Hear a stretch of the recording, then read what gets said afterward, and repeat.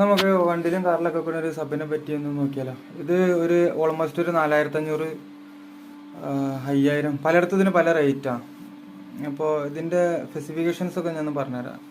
ഇതിൽ വരുന്ന ഊഫർ ഒന്നാമത് പക്ക ലോക്കൽ ഊഫറാണ്. ലോക്കൽ എന്ന് വെച്ച് കഴിഞ്ഞാൽ നമ്മളിവിടെ ഇതൊരു 1200 1500 അതിന് മേലെ കൂടുതലെടുക്കുമ്പോൾ ചിലപ്പോൾ ഇങ്ങനത്തെ ഒരു ഊഫർ ഒരു 950 ആ റേഞ്ചിനൊക്കെ കിട്ടും. ഇതങ്ങനെ ബൾക്കായിട്ട് പോകണ ഒരു കുന്നംകുളമേട് ഊഫറാണ് ഇതൊക്കെ. മാഗ്നറ്റിൻ്റെ അതൊക്കെ അത്ര കുറവാണ്. ഫ്രണ്ടിലേക്ക് കാണുമ്പോൾ നല്ലൊരു ഗുമ്മുണ്ടാവും. JBU എന്നാണ് ഇത് കൊടുത്തുള്ളത്. ഇത് പക്കാ എന്താ പറയുക, പക്കാ കോപ്പി. അപ്പോൾ ഇതിൻ്റെ ആമ്പെന്ന് വെച്ച് കഴിഞ്ഞാൽ വലിയൊരു സുഖമായിട്ട് എനിക്ക് തോന്നിയില്ല. ഇതിപ്പോൾ ഒരു ഭയങ്കര ഒച്ചപ്പാടും ബഹളം എന്നൊക്കെ പറഞ്ഞിട്ട് പരപരപ്പ് ഗുമ്മൊന്നുമില്ല എന്ന് പറഞ്ഞിട്ട് കുറച്ച് ഓടിയിട്ടുണ്ട്. ഇത് എടുത്തു വെച്ചിട്ട് അങ്ങനെയൊക്കെ ആയിട്ട് വന്നൊരു അതാ.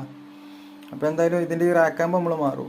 അപ്പോൾ ഇതിപ്പോൾ പറയാനുള്ളത് എന്ന് വെച്ച് കഴിഞ്ഞാൽ കഴിവതും ആരും ഇങ്ങനത്തെ സാധനം ഞാൻ റെക്കമെൻഡ് ചെയ്യില്ല. എന്ന് വെച്ച് കഴിഞ്ഞാൽ ഇങ്ങനത്തെ ഒരു സാധനം നമുക്ക് നല്ലതൊന്നും ഉണ്ടാക്കിയെടുക്കാൻ ഒരു 5000 5200 ആ റേഞ്ചൊക്കെ വരുള്ളൂ.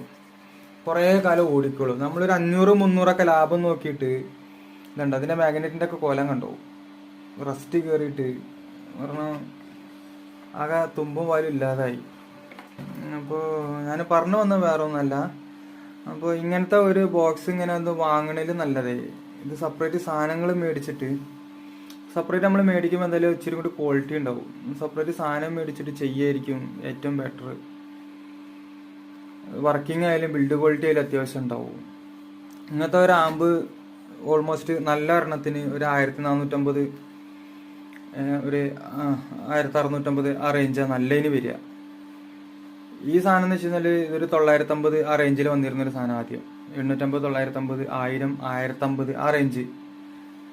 പിന്നെ ഈ ഒരു ഊഫറും അതേമാതിരി തന്നെ. അപ്പോൾ നേരത്തെ പറഞ്ഞ മാതിരി തന്നെ. അപ്പോൾ ഞാൻ ഉദ്ദേശിച്ച് ഞാൻ പറഞ്ഞ വേറെ ഒന്നുമല്ല, ഇങ്ങനെ ഒന്ന് വാങ്ങി കുറച്ച് വർക്ക് ചെയ്തിട്ട് ആ കാശ് ഈ കാശൊക്കെ കൂടി കളയണ്ട.